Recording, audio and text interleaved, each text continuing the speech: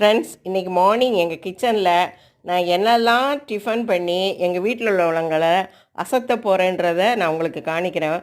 வாங்க கிச்சனுக்குள்ளே போகலாம். சின்ன வெங்காயம் இப்போ விலை சீப்பாக இருக்கனால நான் நிறைய சின்ன வெங்காயம் இன்றைக்கி டிஃபனில் யூஸ் பண்ண போகிறேன். முதல்ல தோசை சுட்டுடலாம், ஆனியன் தோசை சுடலான்ட்டு வெங்காயத்தை நிறையா கட் பண்ணி வச்சுருக்கேன். அது கொஞ்சம் ஆனியன் போட்டு தோசை சுட்டுடலான்னு சொல்லி தோசை ரெடி பண்ண ஆரம்பிச்சிட்டேன்.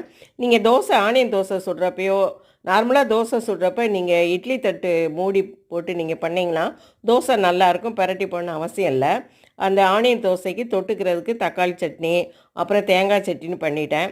அப்புறம் சோளம் நேத்திக்கு நல்லா ஊற வச்சு ஆட்டி புளிக்க வச்சு சோளக்கூழும் காய்ச்சிட்டேன். அந்த சோளக்கூழ் தொட்டுக்கிறதுக்கு மோர் மிளகா வறுத்து வச்சுட்டேன். பாருங்கள் தோசை எவ்வளோ மொறுமொறுன்னு இருக்குது. எல்லாம் சாப்பிட வராங்க. சாப்பிட்டு அவங்க என்னை பாராட்டுறாங்களா திட்டுறாங்களா பார்க்கலாம். பார்க்குற மக்களே, நீங்களாவது கமெண்ட்ஸில் என்னை பாராட்டுறீங்கன்னு நான் உங்களை நம்புகிறேன். பாராட்டுங்க. பாருங்கள் அந்த சோளக்கூழ் இருக்குது. இதுக்கு தொட்டுக்கிற ஊர்லேருந்து கொண்டு வந்தால் கல்லாமாங்க, இதுவும் சின்ன வெங்காயம் எல்லாம் போட்டு இன்றைக்கி ஒரு பிடி பிடிக்கணும்னு சொல்லி ரெடி ஆகிட்டாங்க எல்லோரும். வீட்டில் வாழைத்தார் போட்டு வாழைப்பூ இருந்தது, அதில் ஒரு வடை சுட்டுட்டேன்.